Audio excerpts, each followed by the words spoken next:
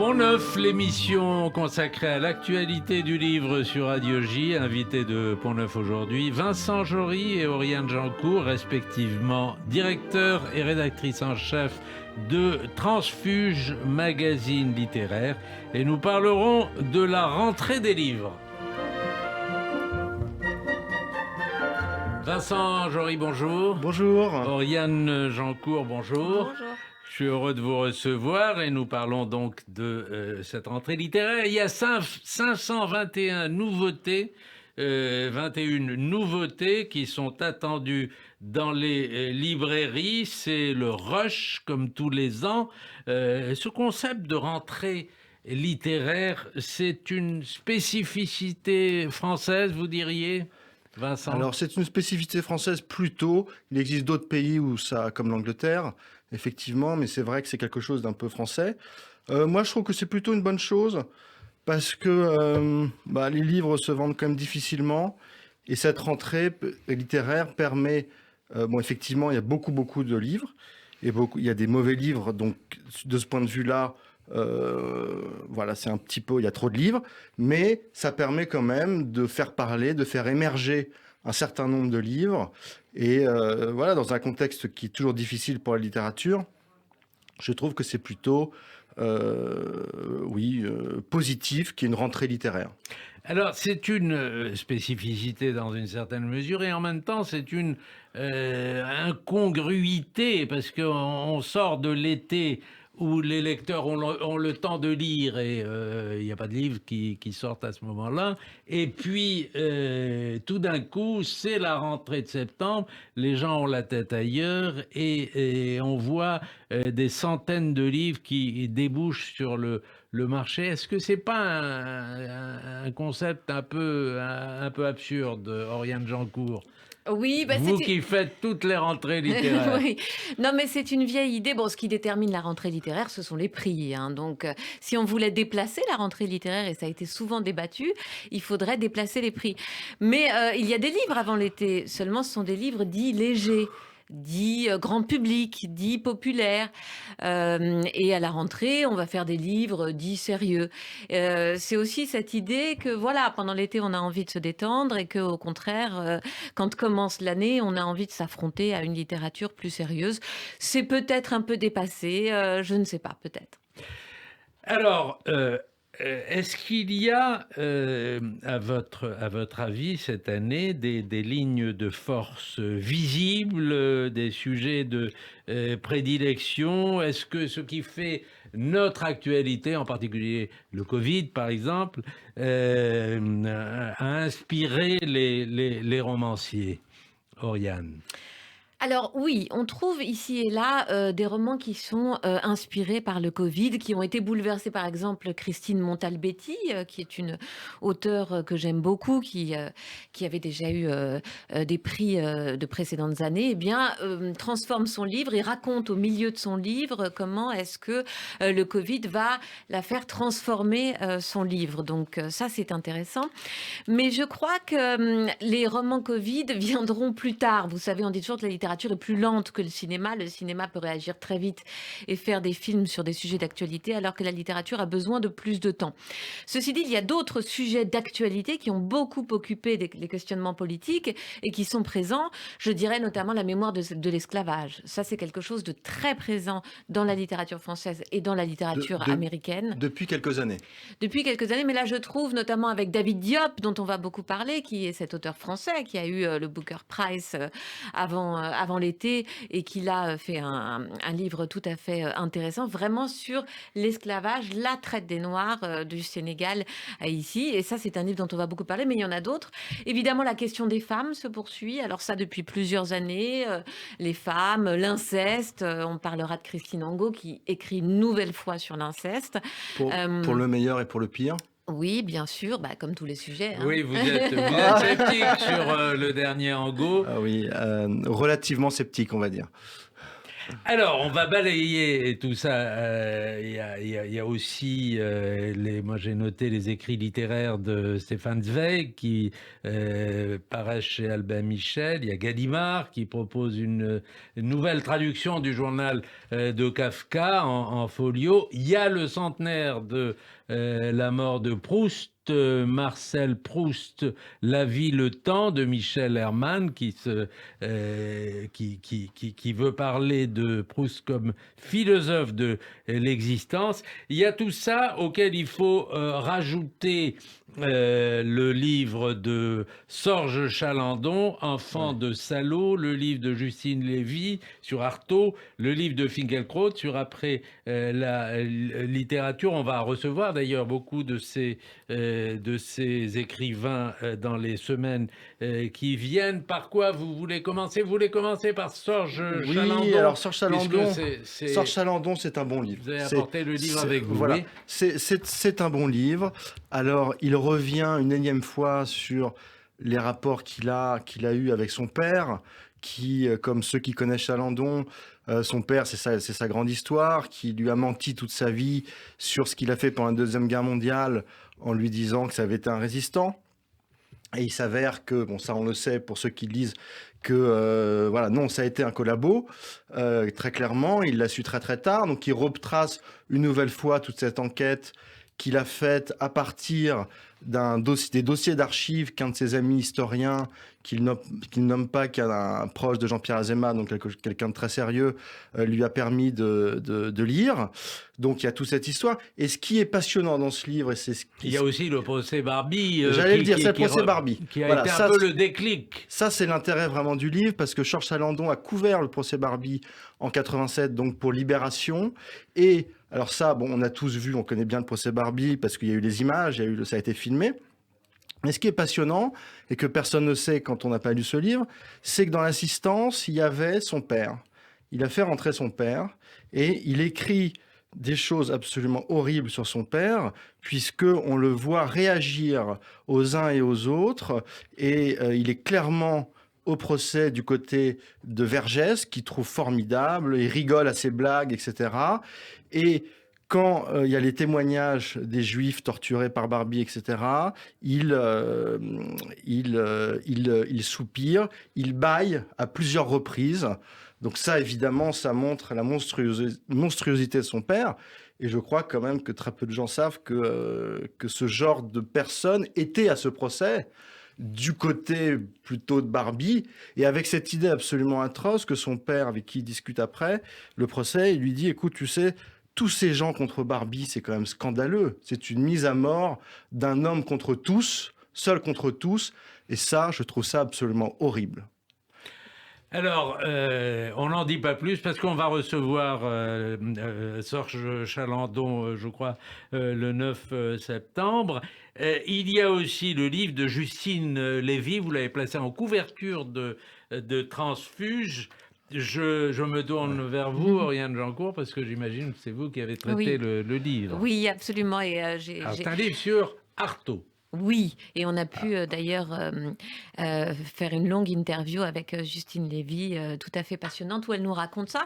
Alors pour elle, ça n'est pas rien, puisque c'est son premier livre de fiction. Justine Lévy, vous la connaissez, beaucoup de gens la connaissent pour ses livres d'autofiction, qui témoignaient d'une vraie sensibilité d'écrivain, d'un vrai sens de la psychologie humaine, et puis d'une écriture... Rien de grave, qui était vraiment un très beau livre, très touchant. Très beau livre, absolument, que ce soit sur l'amour, ou plus tard lorsqu'elle a écrit sur sa mère et les derniers mois de vie de sa mère, c'était bouleversant. Mais donc là, elle écrit sur une autre mère, la mère d'Artaud. Ça s'appelle Son fils, et donc elle se met dans la peau d'Euphrasie Artaud. C'est le journal de la mère d'Artaud. Et ce journal inventé, ce journal fictif, nous montre cette mère face à Antonin Artaud, qui donc... très jeune, bascule dans la folie, et comment est-ce que cette mère va accompagner son fils, va essayer de le sauver dans cette descente aux enfers qui le mènera dans différents hôpitaux psychiatriques. Alors, Euphrasie Artaud, elle a existé. Euphrasie Artaud, vous savez, c'est un peu la bête noire des amateurs d'Artaud à l'époque et aujourd'hui, puisque on disait que c'était elle qui l'avait fait enfermer, c'était elle qui avait accepté qu'il reçoive une vingtaine d'électrochocs. Et Dieu sait qu'à l'époque, les électrochocs étaient administrés de manière barbare. C'était elle qui était avec le fameux docteur Rivière. Ferdière. Le docteur Ferdière, oui. Le C'est pas docteur grave. Rivière, c'est un autre Un docteur autre. pour un autre malade. Et donc, oui, le fameux docteur Ferdière, c'était elle, voilà, qui avait dit il faut le laisser enfermer et surtout pas le libérer dans Paris. Et lorsqu'il a été libéré, en effet, il a fait cette fameuse conférence au théâtre du Vieux Colombier sur le théâtre de la Cruauté, qui est devenue mythique, mais qui, pour la mère, en tout cas sous la plume de Justine Lévy, est l'effondrement d'un homme. Et donc c'est ça qui est bouleversant, je trouve, dans le livre de Justine Lévy, c'est que d'un côté on a cette mère qui veut sauver l'homme, et de l'autre côté un tout Paris littéraire et Saint-Germain qui adule l'artiste même dans ses excès. Oui, Oui, Vincent. j'aimerais ajouter à ce que dit Oriane, je suis tout à fait d'accord avec tout ce qui a été dit, et c'est pour ça que c'est un très beau livre, et c'est vraiment très intéressant parce que... Ah, il manquerait plus que vous ne soyez pas d'accord avec votre rédactrice en chef. Il peut y avoir des désaccords, hein, heureusement, c'est un journal vide de désaccords. Non, ce que je voulais dire, c'est que ce qui est vraiment très intéressant et assez neuf dans ce livre, c'est que c'est vrai qu'il y a une tradition dans le milieu littéraire, dans l'histoire littéraire, qui remonte des surréalistes jusqu'à tel quel, à Philippe Solers, Guyotat, etc., qui consiste, une vision assez romantique, qui consiste à dire que effectivement Artaud, la folie d'Artaud était du côté de la vérité, que les institutions psychiatriques, la mère, etc., étaient du côté des salauds, du mensonge, etc. Voilà. Donc une vision très romantique. Et elle revient là-dessus, elle dit, écoutez, non, c'était un type très malade, qui a beaucoup souffert, et je crois que Justine Lévy, ce sont des terrains sur lesquels elle réfléchit beaucoup, voilà, ça l'intéresse beaucoup, elle connaît bien son sujet, et elle défend quand même la mère en disant, bon, bah, c'est quand même difficile d'être la mère d'Antonin Artaud, et elle aimait quand même, peut-être un peu trop, mais en tout cas, elle aimait son fils, et c'était pas cette affreuse mère que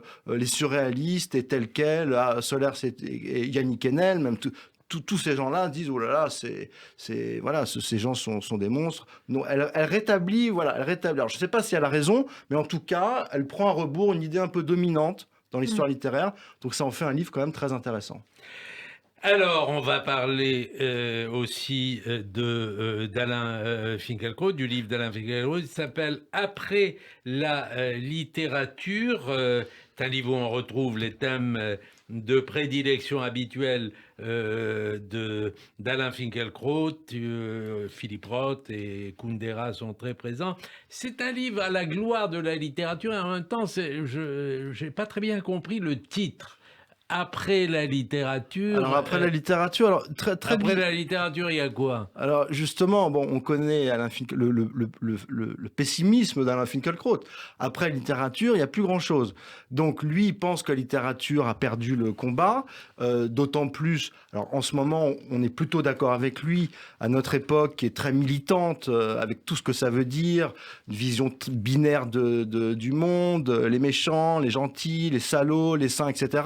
La littérature, évidemment, selon Finkielkraut et selon Kundera, c'est l'inverse de ça. C'est la nuance, c'est l'ambiguïté, c'est, comme disait Kundera, le brouillard, c'est voilà la complexité du monde.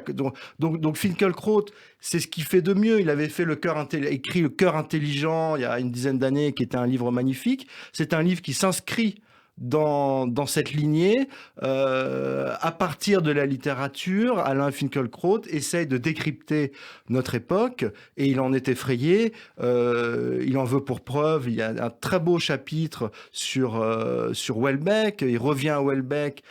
Extension du domaine de la lutte, avec ce personnage, Raphaël Tisserand, ce pauvre type très laid, qui n'a aucun succès avec les filles, qui se fait humilier par les filles, hein, ce jeune type, et qui finit par se suicider. Donc il rappelle cette chose qui paraît évidente, mais beaucoup moins avec, disons, les courants dominants néo-féministes aujourd'hui, un peu caricaturaux, que il n'y a pas, le monde ne se divise pas entre des hommes dominateurs, salauds, et des femmes victimes à 100%. Non, voilà, il rappelle, grâce à Houellebecq, que il y a plein de pauvres types qui sont pas dominateurs, qui sont dominés et qui vont très mal. Voilà. Alors, je m'apprêtais à lire quelques histoires juives dans votre texte sur Finkielkraut, mais je laisserai les lecteurs les découvrir. Ça commence par une histoire juive et ça termine par une histoire juive. Elles sont très, très marrantes toutes les deux. Hein. Merci. Voilà. Vous voulez ajouter un mot sur le Finkielkraut, Non, Oriane? Vincent Oui. a très bien parlé. Bien. Alors, vous allez nous dévoiler peut-être le prix Transfuge qui sera attribué ce soir, comme tous les ans. Vous attribuez des prix. On peut avoir un petit scoop avant de quelques heures avant la proclamation. Alors, nous avons, on a 13 prix. Hein. On n'a pas qu'un prix, on a 13 prix. Pour les romans français, on n'a pas su se départager avec Oriane. Donc moi, j'avais mon roman préféré qui est toujours d'ailleurs français, le livre d'Alain Guiraudy. Dont j'ai oublié le nom, c'est un nom très bizarre, Rabalaïr, Rabalaïr chez POL, donc Alain Guiraudy, ce cinéaste, assez connu en tout cas par les cinéphiles, sur une histoire très autofictionnelle de lui dans sa province, avec un crime, un polar, le crime n'est pas autofictionnel, c'est inventé, je crois qu'il a tué personne, mais c'est très très bien écrit, c'est très à rebours aussi de la rentrée, c'est très sexuel, c'est homosexuel, c'est une sorte d'orgie, c'est un roman très libertin, comme on n'en fait plus du tout. Donc j'ai trouvé ça vraiment intéressant de mettre en avant un livre un peu à part, on va dire, un peu marginal.